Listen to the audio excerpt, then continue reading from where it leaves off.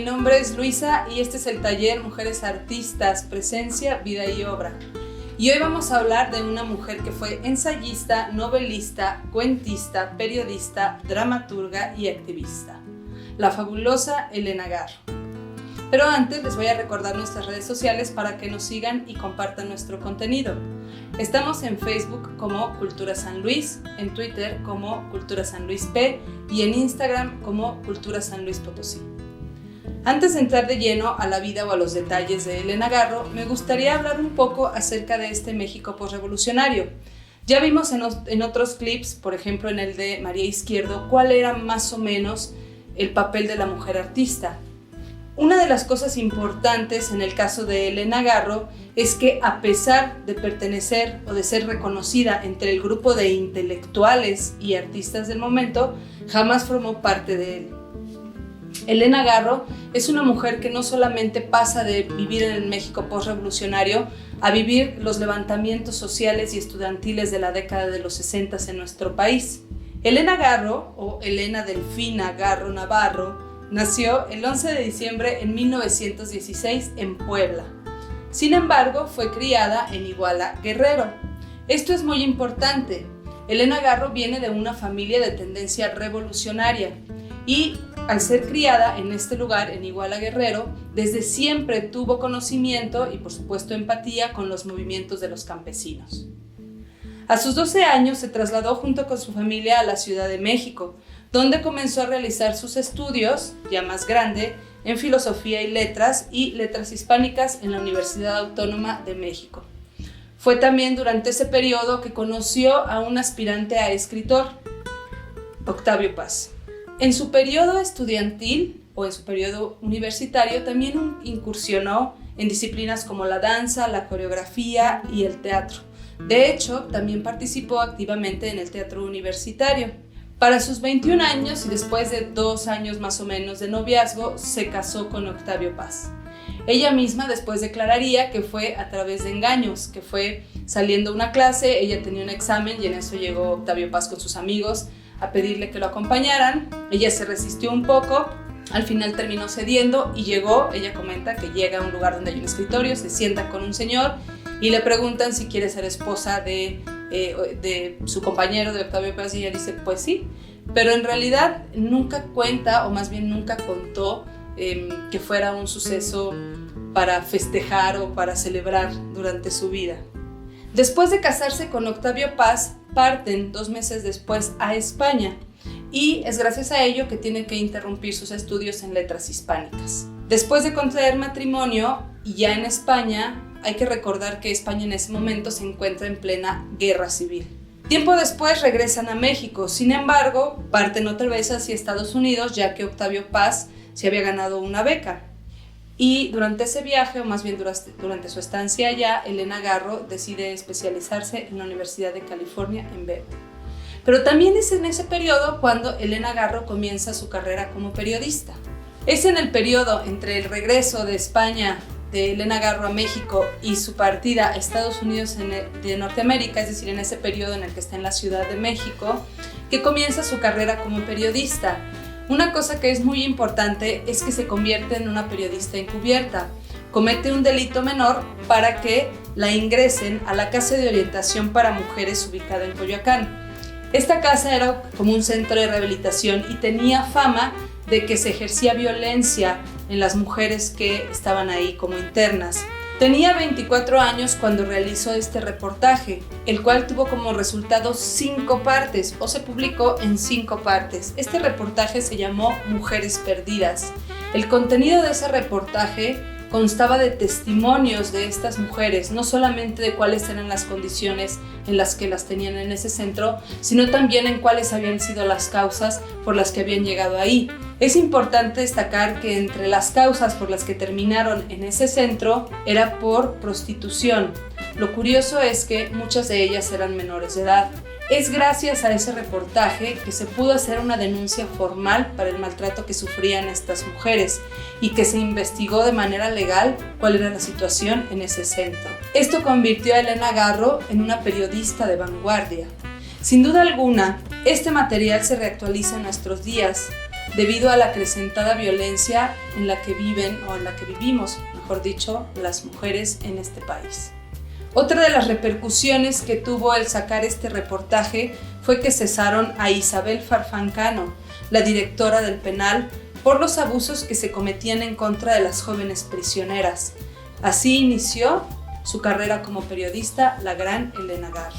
Menciono esto porque esta parte de la carrera de Elena Garro es muy poco reconocida y me parece importante resaltar que no solamente era una periodista, sino que era una investigadora que utilizó la técnica del encubrimiento. En los años siguientes, Elena vivió en diferentes países. Recordamos que fue a Estados Unidos, después partieron a Japón, a India y a Francia. Elena Garro regresa a México junto con Octavio Paz y la que ya habían tenido juntos, su hija Elenita Garro, en el año de 1953. Aquí comienza a publicar textos de corta extensión en diferentes revistas y periódicos. Durante el matrimonio de Elena Garro, tuvo una serie de crisis y de depresiones, no solamente por las infidelidades que tuvo Octavio Paz hacia ella o hacia su matrimonio, sino también porque, como lo dijo más adelante Elenita Garro, Octavio Paz después tenía ciertos arranques de celos por el trabajo literario en el que trabajaba la misma Elena. Se divorcian en el año de 1959. Una vez establecida de manera total, comienza a escribir crítica política y social. Es decir, desde que inició a escribir, se interesaba por temas como la igualdad entre los géneros, la justicia para los indígenas y los derechos humanos, entre otras causas. Hizo entrevistas, reportajes, reseñas y artículos de opinión. El periodo en el que ella hizo esto fue desde 1941 hasta 1968. Y como ya les dije, publicó en diferentes medios escritos. Una cosa que es bien interesante es que a Elena Garro la reconocían como parte de este grupo de intelectuales de la época, muchos de los cuales compartían amistad no solamente con Elena, sino también con Octavio Paz. Pero cuando se separan, muchos de estos intelectuales toman partido. Recordemos que Octavio Paz, más que ser un escritor, era un diplomático en ese momento. Por lo que Elena Garro, y como lo dije en un principio, jamás formó parte oficial, digamos, de estos círculos de intelectuales mexicanos. Otra de las cosas que destacaban o que separaban a Elena Garro de este grupo de intelectuales es que sufrían su crítica. Una de las cosas por las que Elena Garro fue vetada de alguna manera de este círculo de intelectuales en la época es porque escribió un artículo antes de la matanza de Tlatelolco en el 68. En ese artículo mencionaba, entre otras cosas, la responsabilidad que tenían estos intelectuales al teorizar acerca de las soluciones que se podían aplicar en la situación del país. Es decir, ellos tenían muy buenas ideas de cómo socialmente, políticamente y económicamente se podía mejorar la situación en este territorio, pero solamente tenían las ideas. A ninguno de estos intelectuales les interesaba participar de manera activa. Elena Garro decía que muchos de estos jóvenes o de los jóvenes de estos movimientos revolucionarios se inspiraban en estos intelectuales, pero estos intelectuales jamás se hacían responsables de la parte que les tocaba a lanzar a estos jóvenes como carne de cañón. Es muy interesante este artículo si pensamos que poco después se llevaría a cabo este acto tan terrorífico como lo fue la matanza de Tlatelolco. Obviamente, después de que esto pasó, los intelectuales tacharon a Elena Garro de espía, diciéndole que ella le había pasado varios nombres de ellos al gobierno para que fueran perseguidos políticos, cosa que tenía que ver, entre otras cosas, con el activismo que Elena Garro sí realizaba. A diferencia de la mayoría de los intelectuales de la época, Elena Garro realizó activismo al denunciar no solo la situación en la que sufrían o en la que vivían los campesinos, también estaba a favor de la lucha por la reforma agraria. Como consecuencia de ello, Adolfo López Mateos la exilió de México. Esto gracias a que Elena Garro, y de manera diplomática, había ganado un juicio en enero de 1959 por las tierras de Aguatepec para sus amigos campesinos. Recordemos que cuando ella era pequeña, al vivir en Iguala Guerrero, comenzó a tener relación directa con estos grupos. Hay muchas cosas que se pueden decir acerca de Elena Garro y su carrera periodística. Claro, también está su carrera literaria, pero pocas de ellas, sobre todo de esta carrera periodística, salen a la luz. Por ejemplo, entre las celebridades que Elena Garro entrevistó estuvo Frida Kahlo, a quien conoció y platicó y tuvo una larga charla con ella en su propia Casa Azul.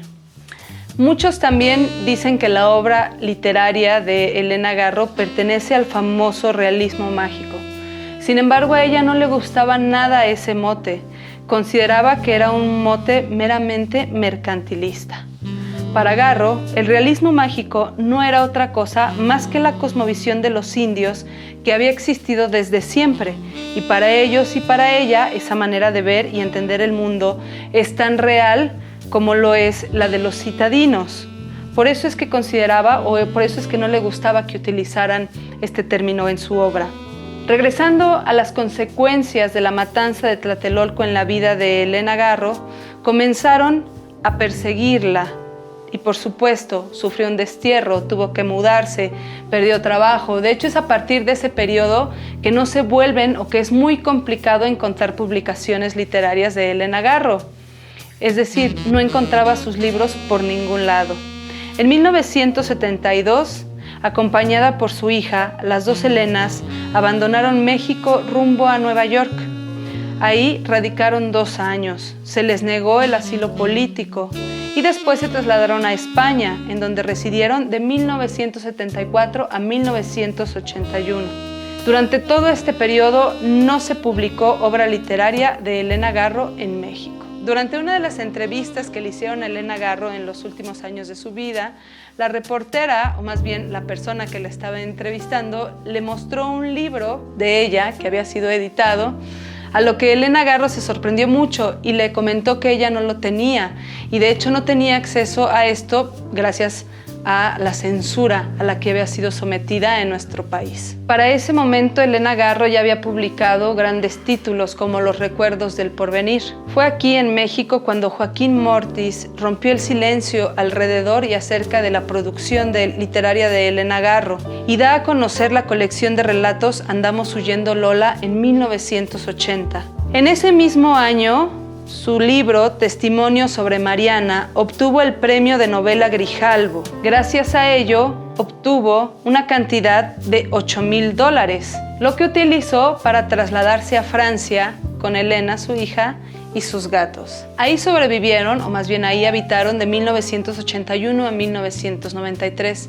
Sin embargo, en el periodo de 1991 a 1992 viajaron por diferentes partes de México gracias a una serie de homenajes que le realizaron a Elena Garro por su obra literaria.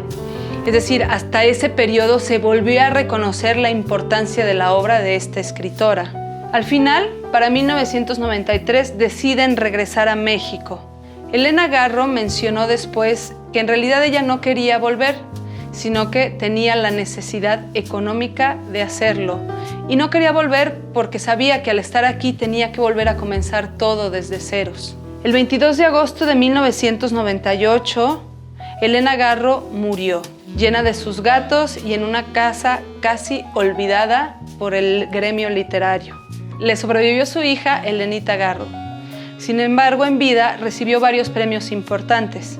En 1963 recibió el premio Javier Villaurrutia por la novela Los recuerdos del porvenir, el premio Grijalbo, que ya mencionamos en 1981, por la novela Testimonio sobre Mariana, el premio Bellas Artes de Narrativa Colima para obra publicada en 1996 y el premio Sor Juana Inés de la Cruz en 1996 también. Hay una lista amplia de su obra literaria. Lo que hay que mencionar es que en los últimos años de Elena Garro, aquí en México, hubo un intento por levantar o por reconocer el trabajo literario que ella había hecho. Otra de las cosas que no le ha hecho justicia a la vida y obra de esta escritora es la sombra que Octavio Paz ha puesto sobre ella. Casi siempre se habla de Octavio Paz y la que fue su esposa, Elena Garro, cuando en realidad Elena Garro llegó a mencionar que el amor de su vida había sido otro hombre. Esta sombra se vio también en la influencia que tenía Octavio Paz como personaje de este círculo de intelectuales. Es decir, no solamente tenía el poder de crear una mala fama sobre Elena, sino incluso hay quienes cuentan que fue él quien colaboró para que no se volviera a publicar trabajo de ella. Es curioso porque en algunos documentales que quedan acerca de la vida de Elena Garro podemos ver a Helenita, la hija, mencionándole o pidiéndole a Elena que hable como el marido, o el señor, como ella le decía, le pedía casi llorando y gritando que quemara sus textos o que no publicara nada de su obra. En fin, voy a cerrar con la siguiente frase.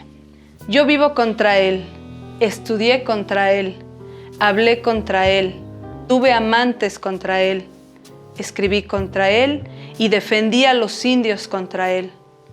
Escribí de política contra él. En fin, todo lo que soy es contra él. En la vida no tienes más que un enemigo y con eso basta. Y mi enemigo es paz. Dicho por Elena Garro. Hoy nos vamos a despedir con esta recomendación. Este libro se llama El asesinato de Elena Garro y es de la maravillosa Patricia Rosas Lopategui. Es muy interesante porque es una recopilación precisamente de toda la carrera periodística, de lo que escribió y también de los sitios en los que escribió Elena Garro. El prólogo es de otra escritora muy importante de la época, Elena Poniatowska. Entonces no se lo pierdan.